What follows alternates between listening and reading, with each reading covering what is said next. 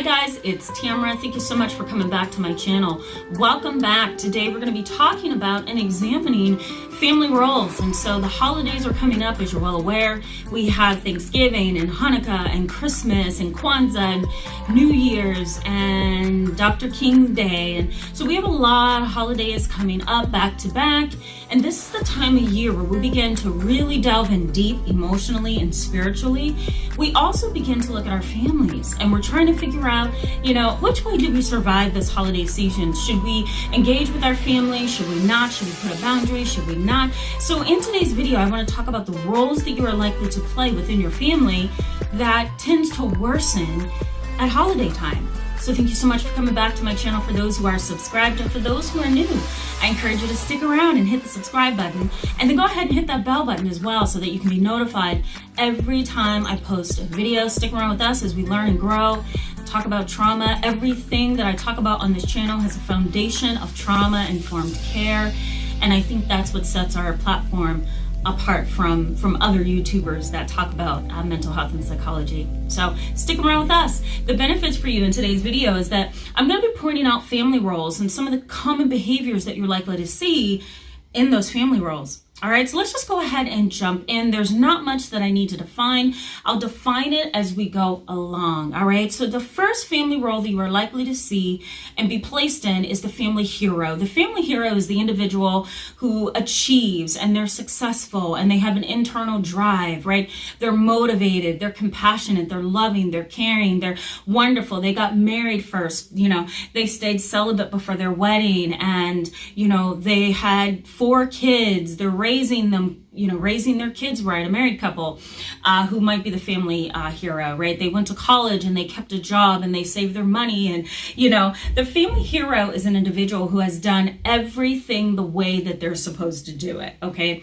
They have this success driven mindset, and they're really good at it. The scary part about the family hero is that, this individual can begin to feel really ignored in the family and kind of, become this workaholic that feels that they need to overachieve in order to do well. They feel that the success of the family is riding on them, and if they don't maintain that success, then the family is going to sink. Now, the family may begin to minimize or minimize and ignore and really cover, that's the word I'm looking for, the issues of the family because of the family hero, right? The attitude behind that is, well, if this person succeeded, then we must not be so bad after all. Okay, that's the family hero. The next is the family scapegoat, and this is scapegoat. This is the individual who tends to, smoke marijuana and really begins to rely on substances to kind of maintain their mindset and their emotions, to kind of hide and be numb. This individual stays in trouble, right? They have conduct problems. They have emotional and behavioral problems. They may have relationship codependency. They may have had a history of trauma. The scapegoat is a troubled individual, okay? But the family has kind of placed all their problems and all of their issues onto this one individual, primarily because it's easier and they get to minimize the problem that way. But then they also get to look away from the actual problem and look at the person who's acting out. Okay, the scapegoat can begin to feel lonely, ignored, and unloved within a family. All right. The next is the lost child. And this individual is a child who might have dreams and goals and would like to achieve, but they don't have the attention, the love, the affection, and the understanding of everyone around them to do those things. Okay. The lost child is the quiet, shy introvert, the one that kind of goes over in the corner and stays over there because it's safe.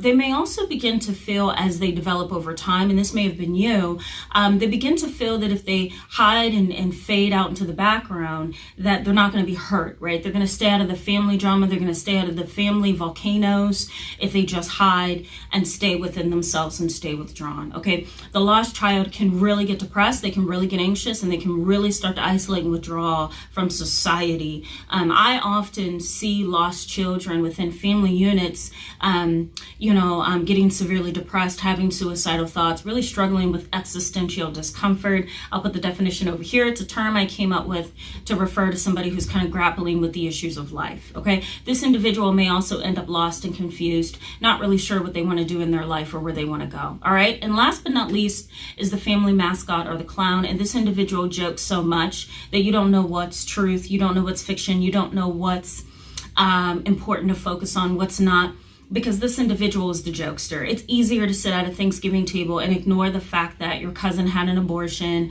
that, you know, your father was murdered, if you just joke about it at the dinner table, right? This individual can be very offensive to other family members because, again, everything's a joke. That's how they've kind of learned to cope. That's how they've learned to survive within the family unit, and it's extraordinarily unhealthy. So thank you so much for being with me today, guys. I encourage you to give it a thumbs up if it was helpful to you. Go ahead and hit that subscribe button and the thumbs up button. And I'm going to come back on Wednesday. We're going to continue this conversation because I want to show you how to manage these roles if you find yourself in them. All right, so I will see you then.